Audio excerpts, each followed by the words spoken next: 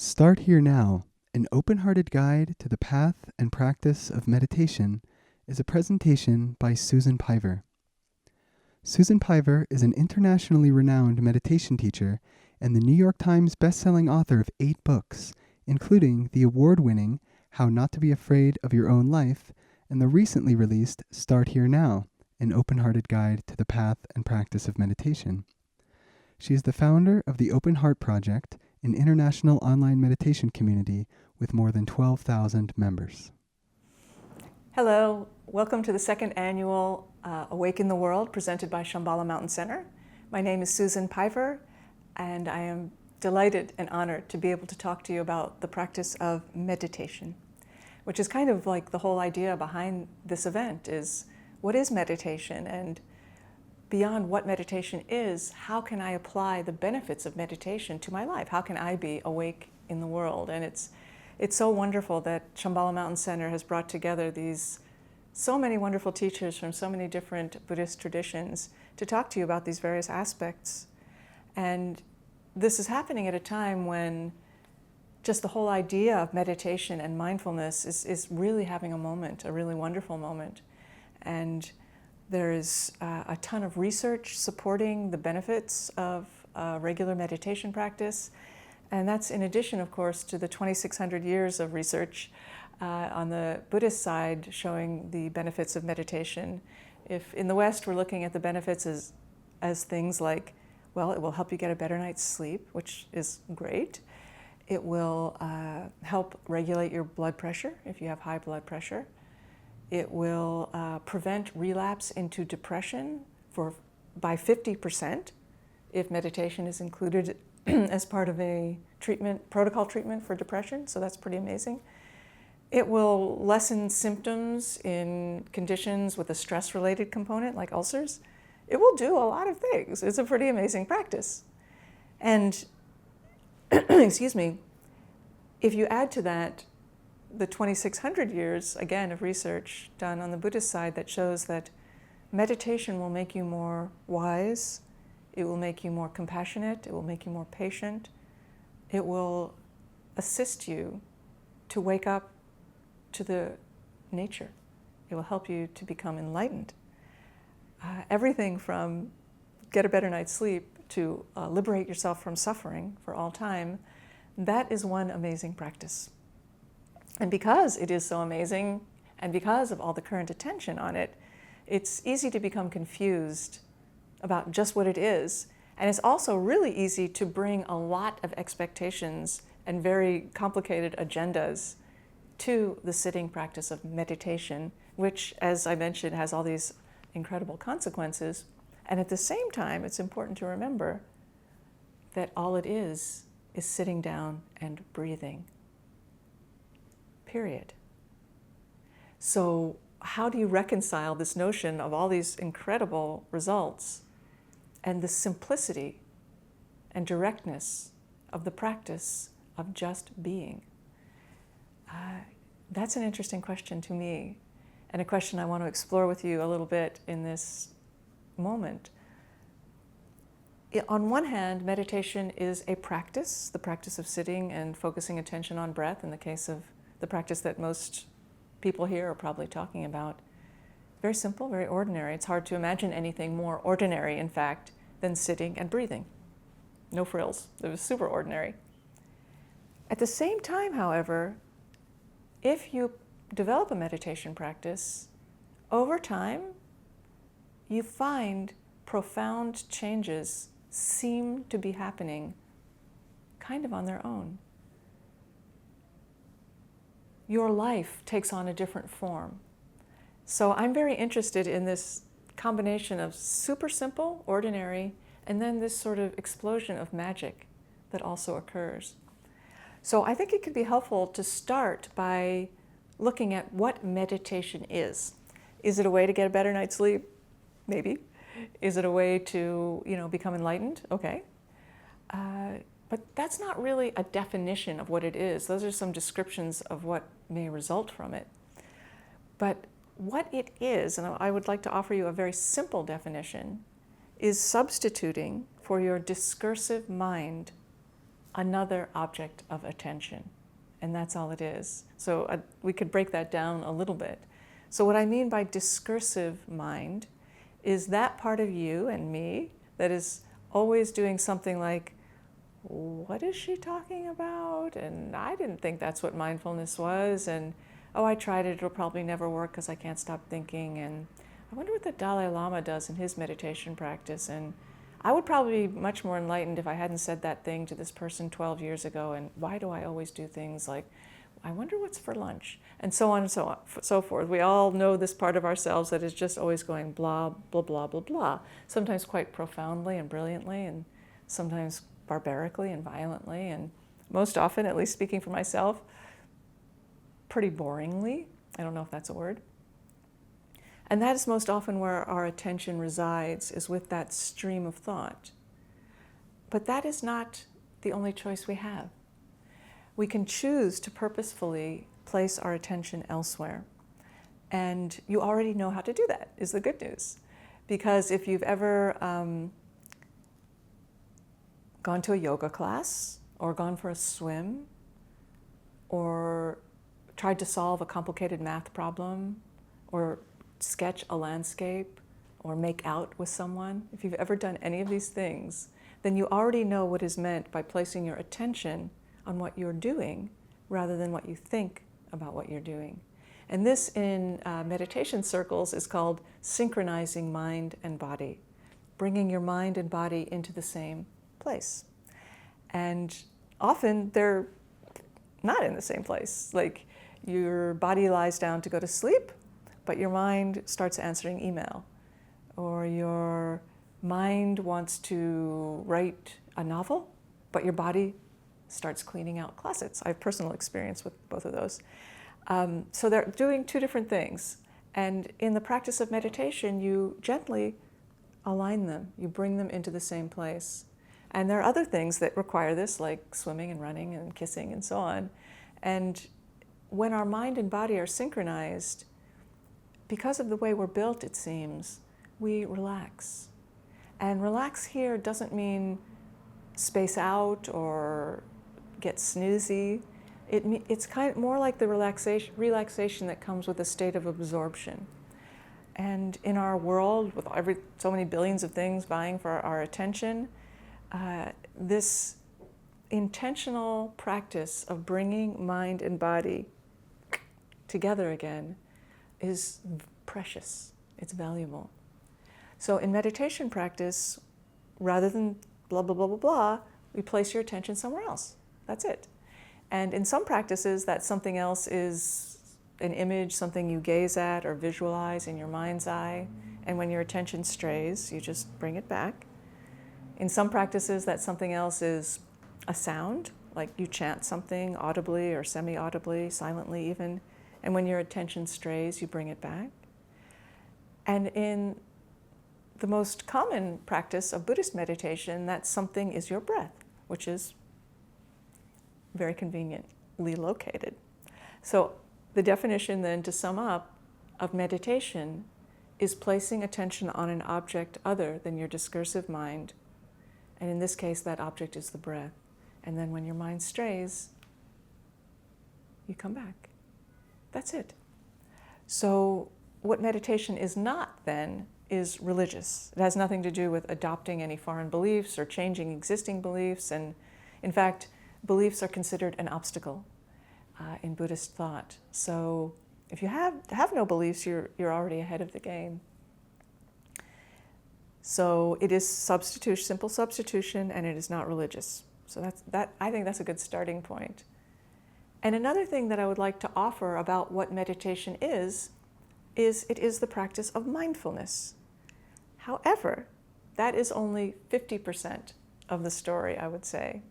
So when you practice meditation, you place attention on breath, as mentioned, and when it strays, and this is meant into anything that is not breath, then you gently come back. The gentle piece is very important. And begin again.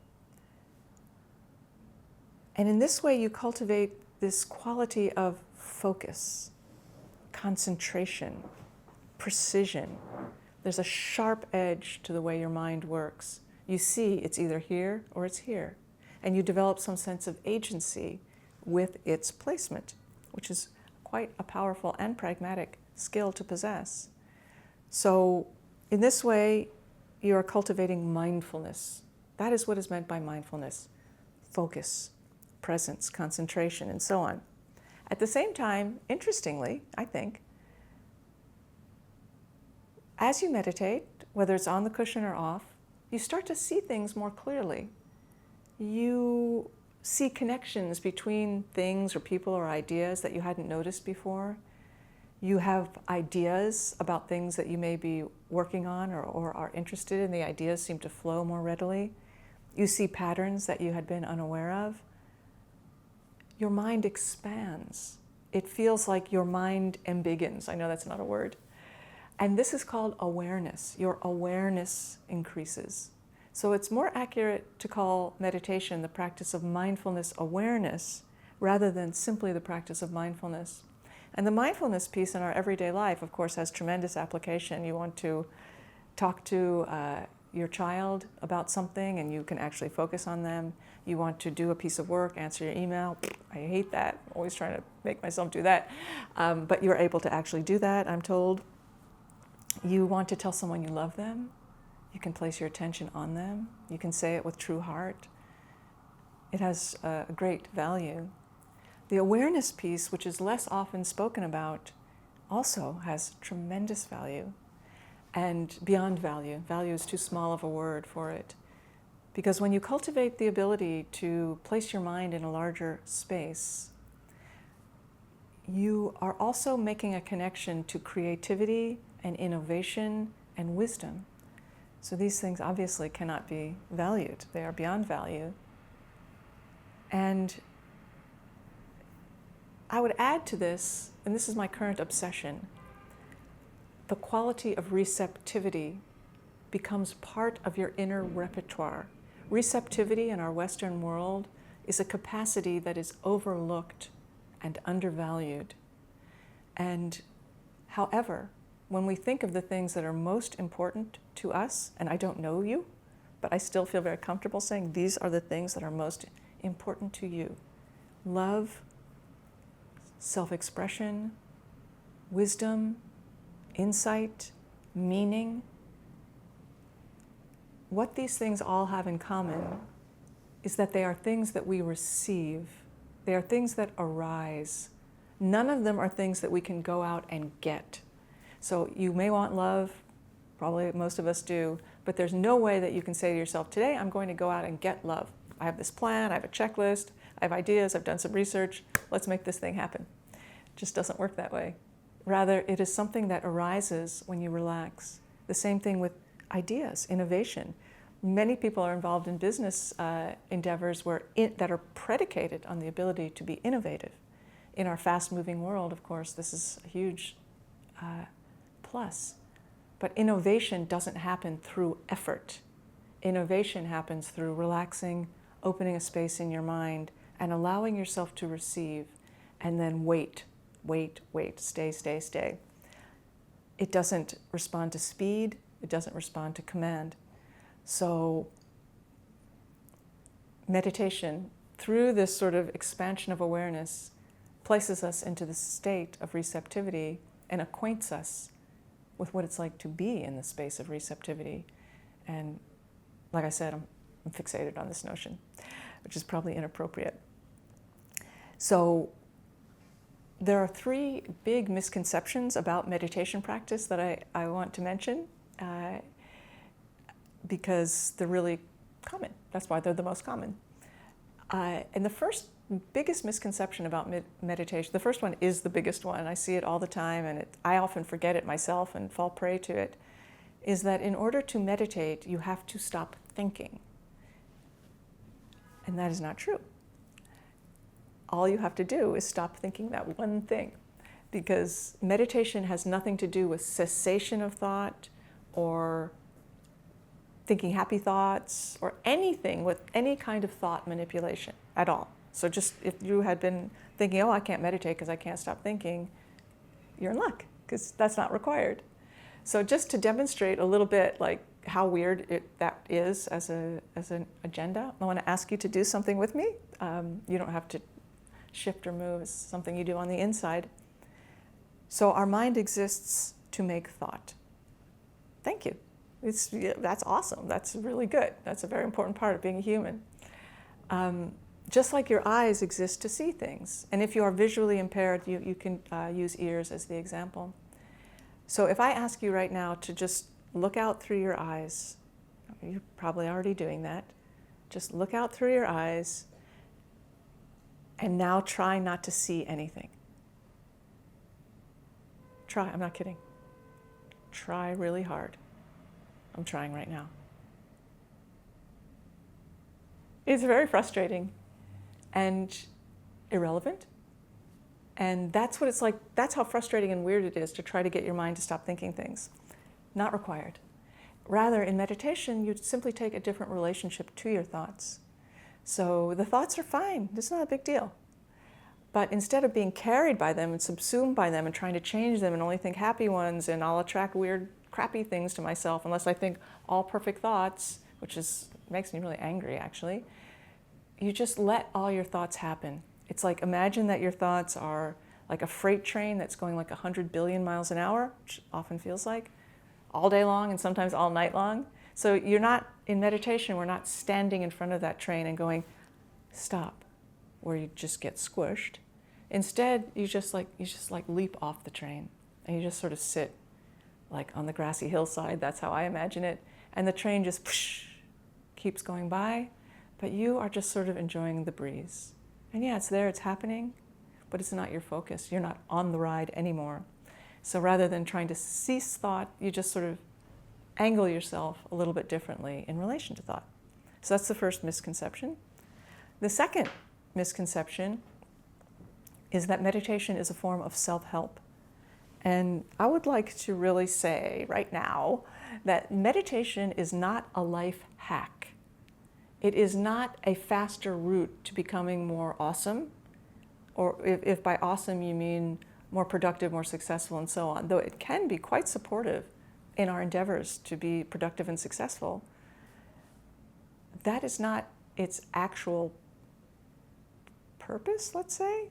Those things seem to be side effects. And if you apply an agenda to your meditation practice, like I'm doing this to become more successful, that's fine. We all come to meditation because we want something. It's not like everything's perfect, let me also try meditation. We all have something that we want. We're in pain, we want something more, whatever it is, totally no problem. But we need to let go of those things when we practice and not, mix them too closely. So if we try to apply too much self-improvement to our meditation, like I need it to do this, that, and the other for me, it's like flushing the magic down the toilet. It sort of drains the magic. But if you approach it with this is the technique, I'm letting all of my hopes and fears about it go, and I just want to do it, and then see what happens, that is a more useful way to approach it. And I would also say that if we continue to over-apply the self-improvement agenda, our practice won't last, because our practice and our mind is just much bigger than any agenda we could imagine applying to it. So rather than a way of trying to get somewhere, this is something my friend Michael Carroll, who a great Buddhist teacher and wrote Awake at Work and so on, says about meditation, we're not trying to get anywhere, we're trying to be somewhere. That's the linchpin that sort of flips the magic switch, I would say. So it's not a form of self-improvement, it's a form of spiritual practice, and as such is a way of waking up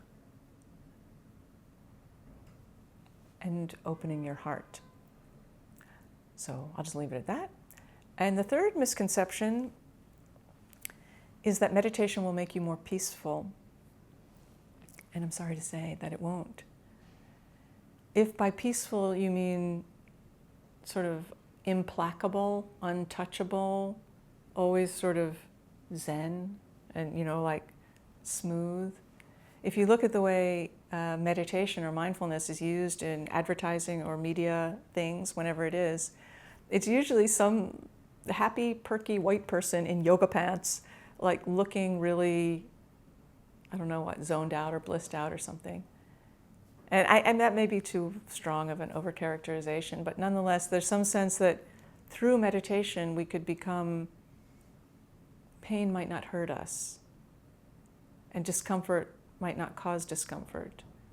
And when someone breaks our heart, it would not destroy us. Or when someone ignores us, it would not hurt our feelings. And then if it did, we could just somehow meditatively blow it off and come back to some, I don't know what.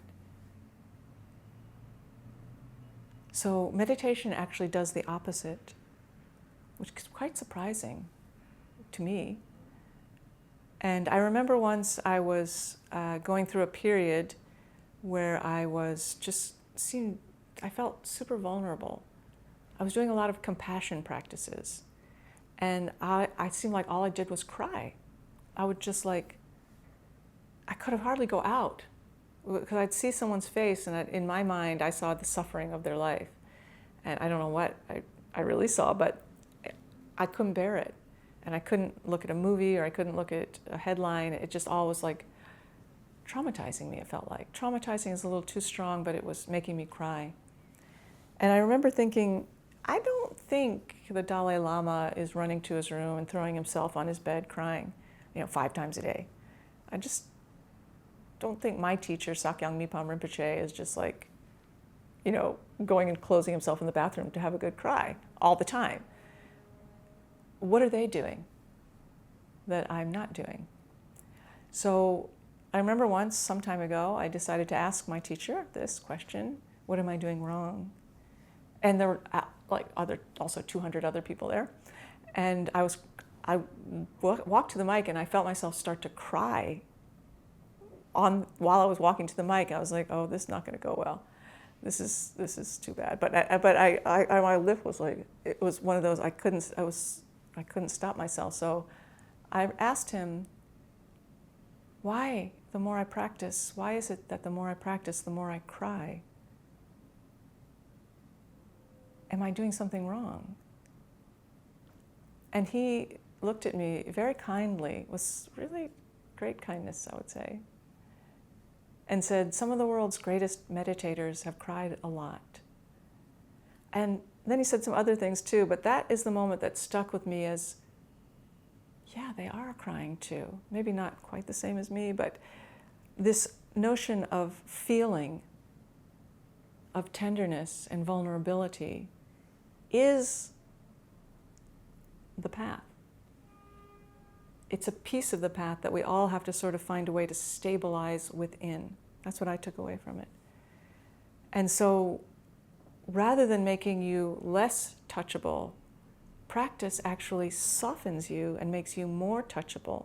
And this happens in this very simple way, it seems.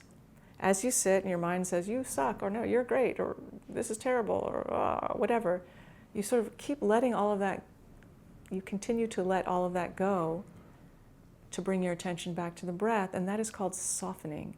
You soften toward yourself. You become more gentle toward yourself. And when that happens, naturally, you become more gentle toward others. And practice creates more and more opening in your heart, and things do touch you more. So we each, as practitioners, have to find our ways of stabilizing within this open state. And fortunately, the Buddha Dharma has many extraordinary practices, including just the practice of simple breath awareness, to help give rise to this stability. But it doesn't make you more peaceful. It makes you more open. And as such, meditation makes you more genuine. So we kind of have a choice here. Do I want to close my mind and only think happy, perky thoughts and not have any disturbances in my field? Or do I want to let down my guard completely and open to this world with no guarantees of what's going to happen? We only have those two choices, it seems. And I understand anyone who would make either choice. I think you can make a strong case for both choices. But if you make the second choice, your reward, so to speak, is more genuine, more yourself. And when you are more authentic, when you love, it comes from your heart. And when someone loves you, they're loving the actual you. And you are also opening in this, when you open to your own vulnerability, you are also opening to insight, with compassion, of course, wisdom and creativity. So they come together. So meditation is not about ceasing thought. It is not a form of self-improvement. It will not make you more peaceful, but it will make you more genuine. And I think it's important to have some sense of these misconceptions as you can begin or continue your own practice. And I guess the last thing I want to say is not so much about how do you begin your practice, but how do you continue your practice? Because anybody can start a meditation practice.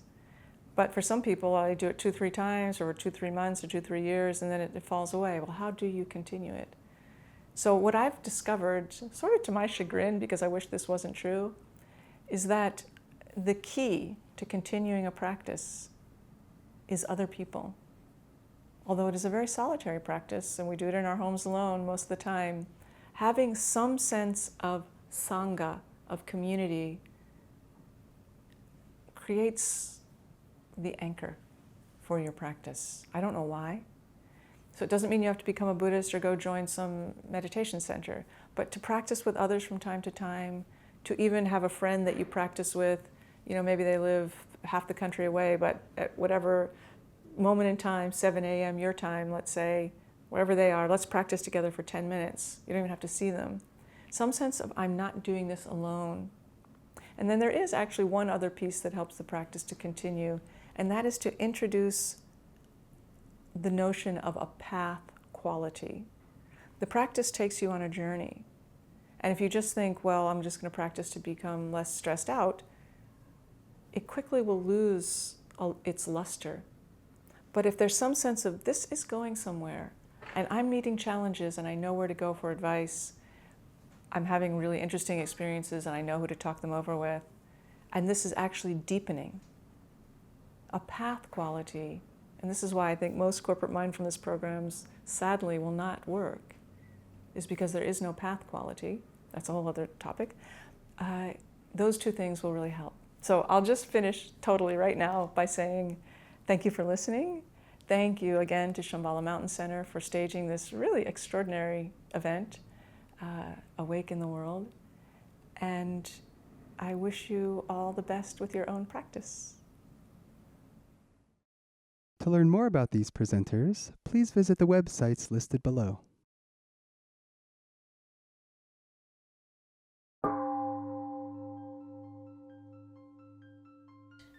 Nestled in a beautiful mountain valley in the Colorado Rockies, Shambhala Mountain Center has been a destination for individual and societal awakenment for over 40 years. Every season, extraordinary people gather here to take part in a rich variety of retreats.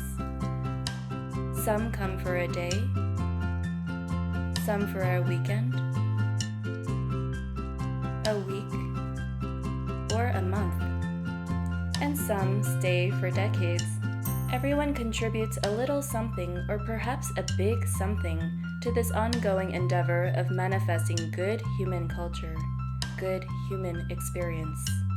It is said that the potency of the teachings, practice, and blessings that have occurred here over the years from some of the most powerful teachers of our modern era have processed the energies of the land in such a way that people's hearts and minds become quite available here.